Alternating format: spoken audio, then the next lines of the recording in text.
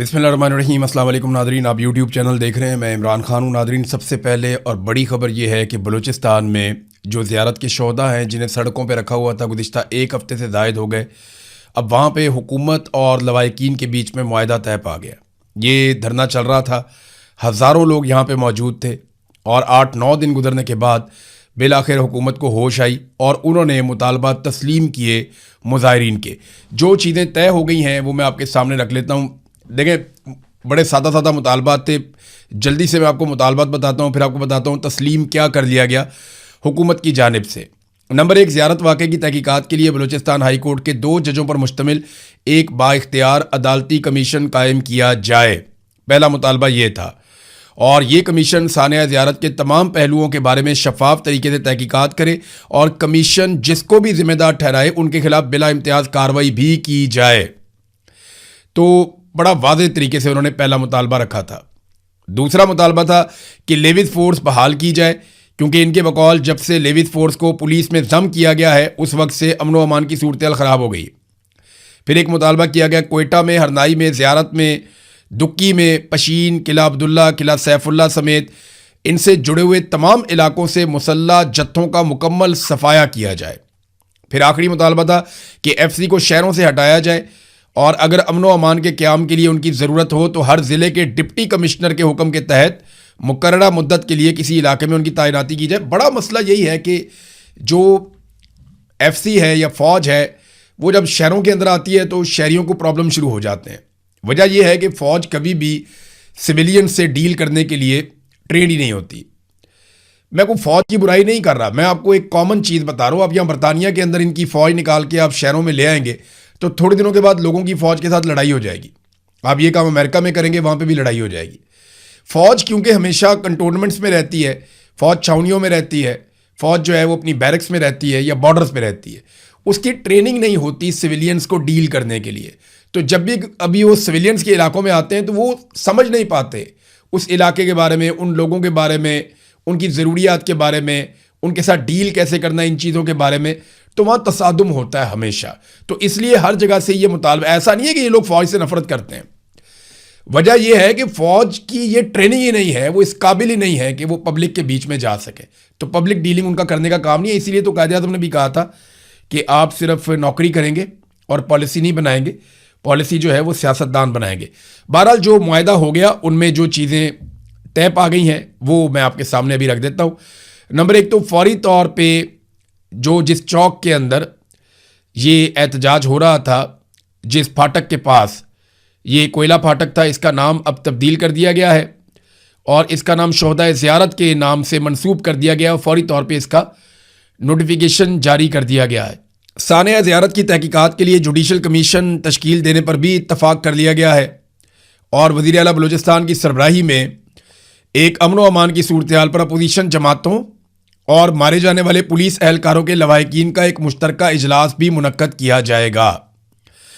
मुआहदे के मुताबिक बलूचिस्तान के शहरी इलाकों में पुलिस फोर्स की इस्तेदाद, अफरादी कुव्वत और उनकी सलाहियतों में इजाफा किया जाएगा, उन्हें फैसिलिटेट किया जाएगा। देखिए, जब पुलिस को फैसिलिटेट करेंगे या पुलिस ताकतवर होगी तो फिर आप FC को वहाँ से निकालेंगे और उन्हें आप बॉर्डर पर ले जाएंगे जहाँ उनका काम है।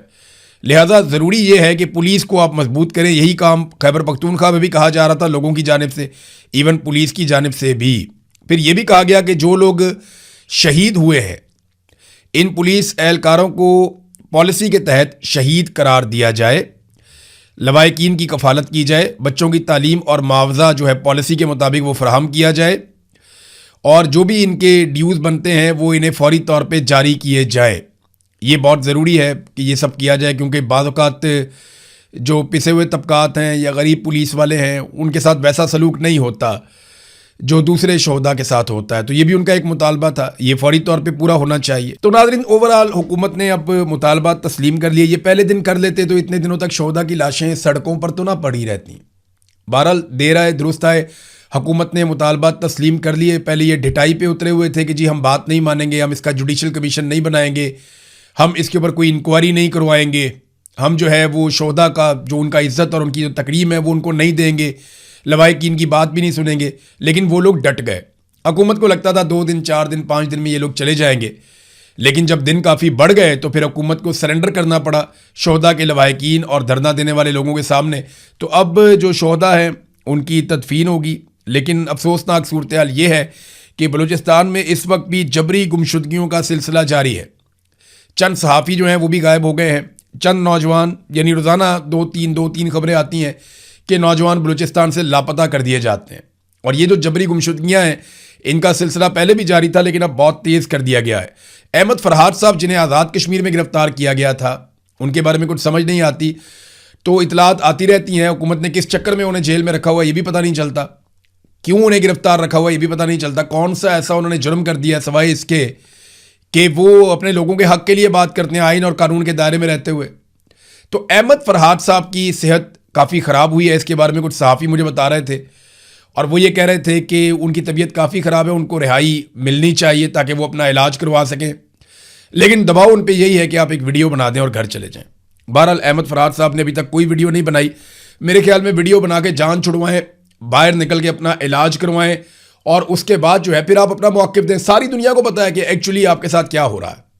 आप अगर वीडियो बना भी देंगे ना, कोई अगर अहमद फरहाद साहब वीडियो बना देंगे या कोई वीडियो बना देंगे वो जो शौकत नवाज मीर साहब हैं, इससे कोई फ़र्क नहीं पड़ेगा। लोगों को पता है ज़बरदस्ती बनवाइए, पकड़ के बनवाइए। इंसान लोहे का तो नहीं बना हुआ होता, इंसान कोई बहुत मजबूत, कोई स्टील का बना हुआ तो नहीं होता। आप मुझे दे दें कोई भी एक जर्नैल और दें मुझे एक हफ्ते के लिए, मैं वीडियो रिकॉर्ड करवा दूंगा उससे, जो वीडियो आप कहेंगे मैं रिकॉर्ड करवा दूंगा। यहाँ तो लोग 4-4, 5-5 महीने गायब कर दिए जाते हैं ना, तो आप दें कोई बंदा, उसे वीडियो रिकॉर्ड कर देगा। इंसान को आप मारते रहें, एक वक्त आता है आप उसकी फैमिली को भी मजबूर करें, आप सबको मजबूर करें, आप उसके बच्चों को मजबूर करें, तो अल्टीमेटली आदमी टूट जाता है। तो उससे वीडियो बनवाई जा सकती है। ये बहुत मुश्किल होता है, मैं जानता हूं कितना मुश्किल होता है। अहमद फरहाद साहब इस मुश्किल से इस वक्त गुजर रहे हैं, शौकत नवाज मीर साहब भी इस मुश्किल से इस वक्त गुजर रहे हैं। मैंने इसका सामना किया, मैं इसलिए जानता हूं। लिहाजा कोई यकीन नहीं करेगा, अगर आपने कोई वीडियो बना भी दी तो कोई नहीं मानेगा ये ज़बरदस्ती बन रही है। नाज़रीन, कश्मीर में क्योंकि अहमद फरहाद साहब वहाँ गिरफ्तार हुए हैं, वहाँ मैं आपको ले जाता हूँ कश्मीर में सूरत हाल क्या है।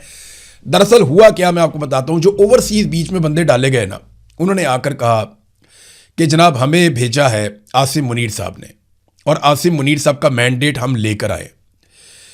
तो जॉइंट अवामी एक्शन कमेटी, क्योंकि एक कलदम जमात अब करार दिया जा चुका है उसे, तो उन्होंने हिकमत अमली के तहत ये बात पब्लिक कर दी कि आसिम मुनीर साहब को हमने ख़त लिखा था, तो उसके जवाब में उन्होंने जनाब बंदा भेज दिया है और हम उनके साथ बातचीत कर रहे हैं। लिहाजा हमने अपना लॉन्ग मार्च मुलतवी कर दिया है और अब हम यहाँ पे धरने पे बैठे हैं और इंतज़ार करेंगे 22 तारीख तक। अब जब मेरा राब्ता हुआ उन लोगों से, वो कहते हैं जी हमारे साथ जो कुछ हुआ वो सारा कुछ हम बताएंगे, हमारे साथ जो वादे और दावे किए गए और जिस जिसका नाम लिया गया हम वो भी बताएंगे, लेकिन हम 22 तारीख तक इंतज़ार करेंगे। नाज़रीन, अब तक के लिए इतना ही। अपना ख्याल रखिएगा, अपने चैनल का भी। अल्लाह हाफ़िज़।